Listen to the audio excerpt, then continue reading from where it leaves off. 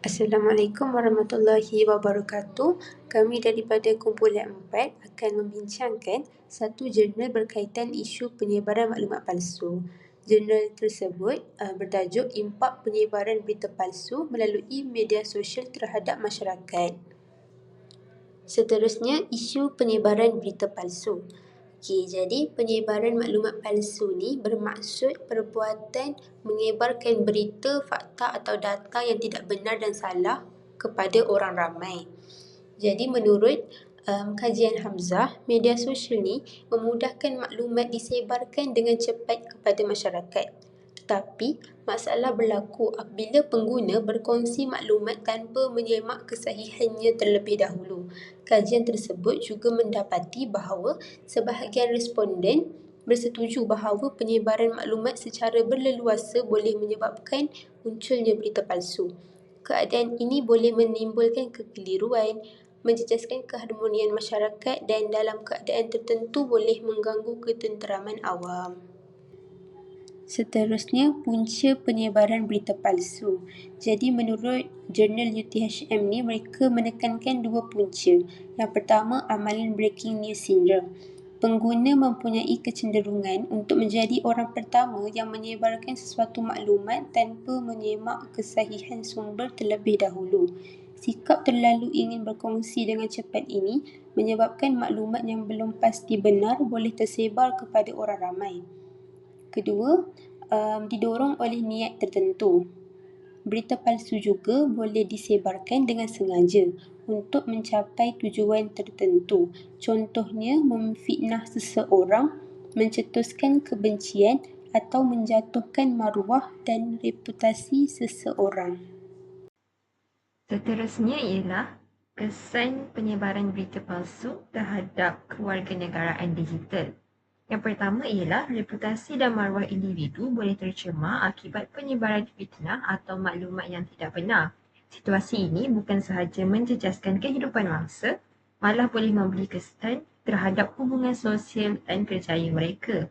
Yang kedua, penyebaran maklumat palsu ni juga dia boleh membentuk budaya komunikasi yang negatif apabila pengguna media sosial mudah terpengaruh untuk memfitnah, bergaduh atau menyebarkan kebencian di media sosial tanpa usul periksa. Jadi, cara untuk mengatasi penyebaran berita palsu ni, yang pertama adalah pengguna boleh memudayakan amalan menyemak kesahihan maklumat sebelum berkongsi kepada orang lain. Pengguna media sosial perlu memastikan sesuatu berita diperoleh daripada sumber yang sahih dan boleh dipercayai supaya maklumat yang disebarkan tidak mengelirukan masyarakat. Yang kedua, agensi berkaitan seperti Suruhanjaya Komunikasi dan Multimedia Malaysia, SKMM, Cyber Security Malaysia dan Polis Diraja Malaysia, PDRM, perlulah memainkan peranan dalam menguatkuasakan undang-undang terhadap individu yang menyalahgunakan media digital. Contohnya, melalui penguatkuasaan Seksyen 233 Akta Komunikasi dan Multimedia 1998 sebagai mekanisme penting bagi memastikan pengguna lebih bertanggungjawab terhadap setiap kandungan yang dikongsikan.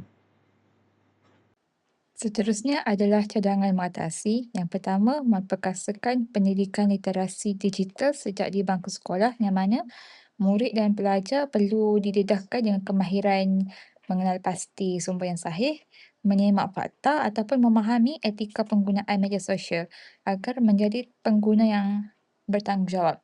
Yang mana untuk capai perkara ini, guru perlu memainkan peranan yang sebenar. Yang mana guru perlu mengajar literasi digital, contohnya seperti mengajar cara membanding bezakan maklumat palsu dengan maklumat sebenar ataupun mendapatkan maklumat sebenar di platform yang betul. Contohnya seperti platform Google Scholar. Seterusnya adalah menggalakkan penggunaan platform yang semakan fakta, yang mana masyarakat perlu membiasakan diri menggunakan portal semakan fakta sebelum mempercayai atau berkongsi sesuatu berita.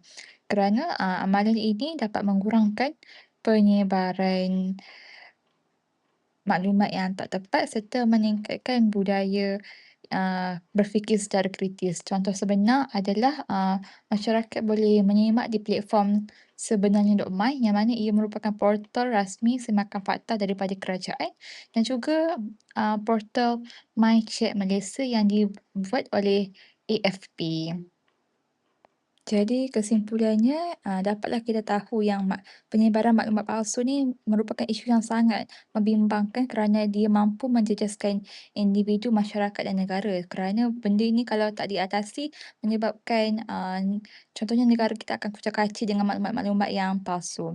Dan isu ini, adalah berpunca daripada sikap pengguna yang sangat utamakan penyebaran pantas berbanding menyemak dulu kesasihan maklumat tersebut dan kurangnya etika digital ataupun literasi digital.